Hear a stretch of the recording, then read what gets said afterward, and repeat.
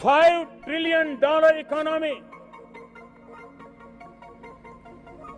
इसका सपना संजोया है। इकोनॉमी अगले 7 साल में दुनिया की तीसरी सबसे बड़ी इकोनॉमी बनने के लिए तैयार है।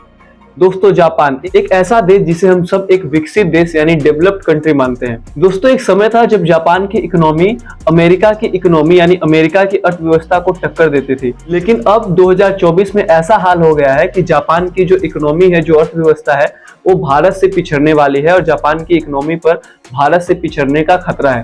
दोस्तों, एक ऐसा भी टाइम था जब जापान की इकोनॉमी रॉकेट की स्पीड से बढ़ रही थी। दोस्तों, अगर हम बात साल 1993 की करें तो उस समय जापान की इकोनॉमी का जो कुल साइज था वो $4.54 ट्रिलियन था, जबकि 1993 में हमारे देश यानी भारत की जो इकोनॉमी थी उसका साइज केवल $280 अरब था। दोस्तों, जापान 2010 तक दुनिया की दूसरी सबसे बड़ी इकोनॉमी पावर थी, लेकिन अब चाइना और जर्मनी ने जापान की इकोनॉमी को पीछे छोड़ दिया है और हो सकता है कि जल्द ही भारत भी जापान की इकोनॉमी को पीछे छोड़ दे। चलिए अब समझते हैं कि आखिर एक समय में एक इकोनॉमी के रूप से सुपर पावर देश की आज ऐसी स्थिति क्यों हुई। दोस्तों, करीब 2010 के समय में लोग तो यहाँ तक भी बोल रहे थे कि जापान अमेरिका को पीछे छोड़कर दुनिया की पहली सबसे बड़ी अर्थव्यवस्था बन जाएगा। लेकिन अब अर्थव्यवस्था की लिस्ट में हम बात करें तो जापान खिसककर चौथे स्थान पर आ गया है। आप सब जानते हैं कि पहले स्थान पर अमेरिका है, फिर चाइना है, उसके बाद जर्मनी है और चौथे नंबर पर जापान है। अब एक्सपर्ट्स यहाँ तक कह रहे हैं कि जल्दी भारत भी जापान को पीछे छोड़कर वर्ल्ड की चौथी सबसे बड़ी अर्थव्यवस्था बन जाएगी। दोस्तों, IMF का कहना है कि 2025 में डॉलर टर्म में नॉमिनल GDP के आधार पर भारत दुनिया की चौथी बड़ी अर्थव्यवस्था बन जाएगा। IMF ये कह रहा है कि भारत की जो इकोनॉमी है उसका साइज बढ़कर 2025 में $4.34 ट्रिलियन हो जाएगा, जबकि जापान की इकोनॉमी $4.31 की ही रह जाएगी। जैसा कि आपको हमने बताया कि साल 2010 तक जापान दुनिया की दूसरी सबसे बड़ी अर्थव्यवस्था था। जापान केवल अमेरिका से पीछे था, लेकिन अब जापान जल्द ही दुनिया की 5वीं सबसे बड़ी अर्थव्यवस्था बन जाएगा, यानी उसका स्थान खिसककर 4 से 5 हो जाएगा। पर सवाल यह है कि जापान जैसे विकसित देश की ऐसी हालत क्यों हुई। दोस्तों, भले ही जापान 1993 में दुनिया की दूसरी बड़ी अर्थव्यवस्था थी, लेकिन यही वो समय था यानी 1990 का दशक जब जापान की अर्थव्यवस्था में ऐसी सुस्ती पकड़ी कि उससे जापान अभी तक नहीं उभर पाया। साल 2010 में जापान को पीछे छोड़कर चीन दुनिया की दूसरी सबसे बड़ी इकोनॉमी बन गया। पिछले ही साल यानी 2023 में जर्मनी ने जापान को तीसरे स्थान से खिसकाकर चौथे स्थान पर पहुंचा दिया और तीसरे स्थान की जो अर्थव्यवस्था है वो अभी जर्मनी के पास है। दोस्तों, बात यह है कि बैंक ऑफ जापान ने स्पेंडिंग और इन्वेस्टमेंट को बढ़ावा देने के लिए 2016 में नेगेटिव इंटरेस्ट रेट शुरू किया था। इसका इम्पैक्ट ये हुआ कि दुनिया भर के जो इन्वेस्टर थे उनके लिए जापान की जो मुद्रा यानी येन थी वो आकर्षित नहीं रह गई, लोग उसमें रुचि नहीं लेने लगे। इसकी येन की वैल्यू में और भी ज्यादा कमी आई। साल 2012 में जब शिंजो आबे जापान के प्रधानमंत्री बने तो उन्होंने देश की इकोनॉमी को पटरी पर लाने के लिए कई घोषणाएं की। बैंक ऑफ जापान ने मॉनेटरी पॉलिसी को काफी ज्यादा नरम कर दिया और सरकारी खर्चे के जरिए फिस्कल स्टिमुलस दिया गया।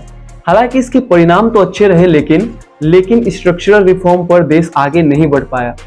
हालांकि कोरोना और रशिया यूक्रेन के युद्ध ने भी जापान की जो इकोनॉमी है उस पर काफी ज्यादा चोट पहुंचाया। OECD के अनुसार जापान की जो ग्रोथ रेट है वो 0.5% रहेगी।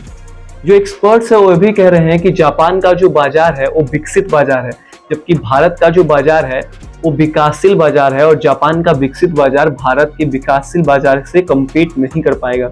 वहीं दूसरी ओर अगर जापान ग्रोथ करना चाहता है तो जापान को टेक्नोलॉजी और ह्यूमन कैपिटल में इन्वेस्ट करना होगा। जापान की अगर सबसे बड़ी समस्या अगर फिलहाल कोई है तो उनकी जो मुद्रा येन है उसकी गिरावट है। डॉलर के मुकाबले में बात करें तो येन की वैल्यू में काफी ज्यादा गिरावट आई है और ये 50 साल के सबसे न्यूनतम स्तर पर है। मतलब 50 साल के इतिहास में पहली बार येन इतना नीचे गया है। एक और जहां भारत की इकोनॉमी आज अच्छी रेट से ग्रोथ कर रही है, वही दूसरी ओर जापान काफी मुश्किल से मंदी से बचा है। फोर्ब्स की रिपोर्ट के मुताबिक अमेरिका 27.974 ट्रिलियन के साथ दुनिया की सबसे बड़ी अर्थव्यवस्था है। वहीं दूसरे स्थान पर चाइना है जिसकी इकोनॉमी का साइज 18.566 ट्रिलियन है। यूरोप की सबसे बड़ी इकोनॉमी वाला देश जर्मनी इकोनॉमी के मामले पर दुनिया की तीसरी सबसे बड़ी शक्ति है। हालांकि जर्मनी की इकोनॉमी का जो साइज है वो 4.73 ट्रिलियन है, जो कि चाइना से काफी ज्यादा पीछे है। वही अगर हम जापान की बात करें तो जापान की जो कुल इकोनॉमी है उसका साइज 4.291 यानी $4.291 ट्रिलियन है, जो फिलहाल इस वक्त चौथे स्थान पर है। वहीं अगर हमारे देश भारत की बात करें तो भारत की जो इकोनॉमी है उसका साइज 4.112 ट्रिलियन डॉलर है, जो कि इस लिस्ट में 5वें स्थान पर है। अगर हम बात करें तो भारत 2014 में दुनिया की 10वीं सबसे बड़ी इकोनॉमी थी, जो पिछले 10 साल में बढ़कर दुनिया की 5वीं सबसे बड़ी इकोनॉमी बन गई है। हालांकि यहाँ पे एक बात ये भी है कि भारत की इकोनॉमी को 1 ट्रिलियन डॉलर पहुंचने में कुल 60 साल लगे थे। 2007 में भारत इस मुकाम पर पहुंचा था। वहीं भारत की इकोनॉमी का साइज 2014 में 2 ट्रिलियन डॉलर था, जो कि बढ़कर 2021 में 3 ट्रिलियन डॉलर हो गया।